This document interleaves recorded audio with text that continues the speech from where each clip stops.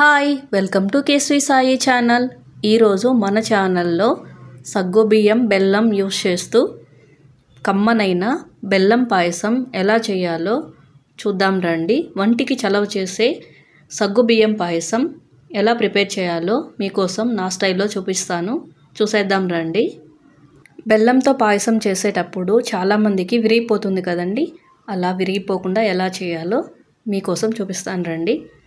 పాయసం తయారీకి కావాల్సిన పదార్థాలు సగ్గుబియ్యం అండ్ పెసరపప్పు, బెల్లం, ఎండు ద్రాక్ష, బాదం, కాజు అండ్ మిల్క్.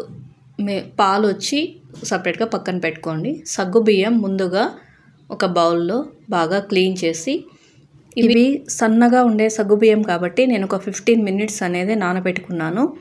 మీరు కొంచెం లావుగా ఉంటే ఒక ½ hour నానబెట్టుకుంటే సరిపోతుంది. నెక్స్ట్ ఇక్కడ నేను పెసరపప్పు బాగా క్లీన్ చేసి ఒక బౌల్లో వాటర్ లేకుండా కుక్కర్లో వేసాను. ఆ కుక్కర్లో కాసేపు వేయించుకుంటే సరిపోతుంది. అలా వేయించుకుంటే పప్పు తొందరగా ఉడుకుతుందండి. చూడండి, ఇలా వేయించుకున్నాను. ఇలా వేయించిన తర్వాత ఒక గ్లాస్ వాటర్ వేసాను. ఒక గ్లాస్ వాటర్ వేసి పప్పు ఒక 3 విజిల్ వేస్తే పప్పు ఉడికిపోతుందండి, పెసరపప్పు. తర్వాత ముందుగా నానబెట్టుకున్న సగ్గుబియ్యంని వాటర్ లేకుండా బాగా పిండి ఒక ప్యాన్లో వేసుకోవాలి. చూడండి, ఇలా ప్యాన్లో వేసుకుంటున్నాను. మొత్తం సగ్గుబియ్యంని ఆ ప్యాన్లో వేసుకున్న తర్వాత నేను ఇక్కడ 2 cups వాటర్ అయితే తీసుకుంటున్నానండి. ఫస్ట్ 1 cup వాటర్ వేసాను, తర్వాత ఇంకో కప్ వాటర్ అనేది తీసుకుంటున్నాను. ఇలా 2 cups వాటర్ వేసిన తర్వాత ఒక స్టిక్ తీసుకొని ఇలా కలుపుకుంటూ ఉండాలి. ఇలా కలుపుకొని ఒక 5 minutes తర్వాత ఇక్కడ మీకు ఒక టిప్ చెప్తానండి. సగ్గుబియ్యం ఉండలు కడుతూ ఇలా అతుక్కుంటూ ఉంటుంది కదా, అలా రాకుండా ఉండాలంటే ఒక స్పూన్ నెయ్యి అనేది యాడ్ చేసుకోండి. ఇలా నెయ్యి యాడ్ చేసుకోవడం వల్ల సగ్గుబియ్యం విడివిడిగా జారుగా చాలా బాగుంటుందండి, బాగా వస్తుంది పాయసంకి కూడా. చూడండి, ఇలా కలుపుకోవాలి. నెయ్యి వేసిన తర్వాత కొద్దిసేపు సగ్గుబియ్యంని ఉడకనివ్వాలి, పక్కన ఉంచేయాలి. నెక్స్ట్ ఇక్కడ పెసరపప్పు అయితే ఉడికిపోయింది. చూడండి, ఇలా స్మాషర్తో మొత్తం స్మాష్ చేసుకుంటున్నాను, పప్పునైతే రుద్దుకుంటున్నాను. నెక్స్ట్ ఇక్కడ సగ్గుబియ్యము ఉడికిపోయాయండి. చూడండి, అస్సలు అతుక్కోకుండా ఉండలు కట్టకుండా అలా స్పూన్కి ఎలా విడివిడిగా వచ్చేస్తుందో చూడండి. మీరు కూడా ఈ టిప్ ట్రై చేసి చూడండి. సగ్గుబియ్యం ఉడికిపోయాయి. నెక్స్ట్ ఇక్కడ ముందుగా మనం స్మాష్ చేసి పెట్టుకున్నాం కదా పెసరపప్పు, ఆ పెసరపప్పులోనే ఈ సగ్గుబియ్యంని కొంచెంగా ఇలా చూడండి, ఇలా కొంచెంగా మొత్తం వేసేసుకోవాలి.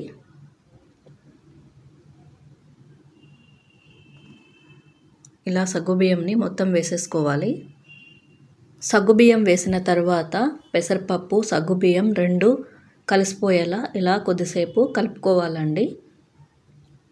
ఇక్కడ లో ఫ్లేమ్లో పెట్టుకుంటే బాగుంటుంది, ఎందుకంటే గట్టి పడకుండా ఉంటుంది కాబట్టి. నెక్స్ట్ ఇక్కడ బెల్లంని కరిగించుకోవాలండి, ఎందుకంటే దాంట్లో ఉన్న డస్ట్ ఏదన్నా ఉంటే క్లీన్ అవుతుంది కాబట్టి ఇలా కరిగించి వాటర్ వేసుకుంటే బాగుంటుంది. నేను ఇక్కడ 1.5 cup బెల్లం తీసుకున్నాను. మీరు తీపి ఎక్కువగా తినే వాళ్ళైతే 2 cups తీసుకుంటే సరిపోతుందండి. నాకు 1.5 cup అయితే సరిపోయింది. ఇక్కడ 1 cup వాటర్ తీసుకున్నాను. 1 cup వాటర్ సరిపోతుంది. ఓన్లీ బెల్లంని కరిగించే వరకే కదా వాటర్, కాబట్టి సరిపోతుంది. ఇక్కడ కరిగించుకున్న బెల్లం నీళ్ళైతే రెడీ అయిపోయాయండి. ఇక్కడ బెల్లం వాటర్ చూడండి. ఈ బెల్లం వాటర్ని ఒక ఫిల్టర్ సహాయంతో ఇలా కొద్దిగా సగ్గుబియ్యం పెసరపప్పు 2 ఉన్నాయి కదా, అందులో వేసుకోవాలి. చూడండి, డస్ట్ అనేది వచ్చింది కదా, అందుకనే ఫిల్టర్ చేసుకున్నాను నేను. ఇలా వేసుకున్న తర్వాత ఒక గరిటె సహాయంతో ఇలా కొద్దిగా కలుపుకోవాలండి. 3 కలిసిపోవాలి కదా, ఇలా కలుపుకోవాలి. నేను సిమ్లోనే ఉంచుకున్నానండి, ఫుల్ ఫ్లేమ్ అయితే ఆన్ చేయలేదు. నెక్స్ట్ ఇక్కడ నేను ఇలాచీ పౌడర్ అనేది ఒక చిన్న స్పూన్తో తీసుకుంటున్నాను. ఇలాచీ పౌడర్ వేసిన తర్వాత నేను కొద్దిగా కలుపుకున్నానండి. నెక్స్ట్ ఇక్కడ నేను ఒక ప్యాన్ పెట్టుకొని డ్రై ఫ్రూట్స్ ఉన్నాయి కదా, డ్రై ఫ్రూట్స్ని ఇక్కడ వేయించుకోవడానికి నెయ్యి వేస్తున్నాను. ఒక 4 స్పూన్ నెయ్యి అయితే వేసాను. ఆ నెయ్యి వేసిన తర్వాత డ్రై ఫ్రూట్స్ ఇలా వేయించుకొని పక్కన పెట్టుకున్నాను. నెక్స్ట్ ఇక్కడ నేను పాయసంని స్టవ్ ఆఫ్ చేసి పక్కన పెట్టేసుకున్నాను. కొద్దిగా చల్లారిన తర్వాత, మరీ వేడిగా ఉండకూడదు.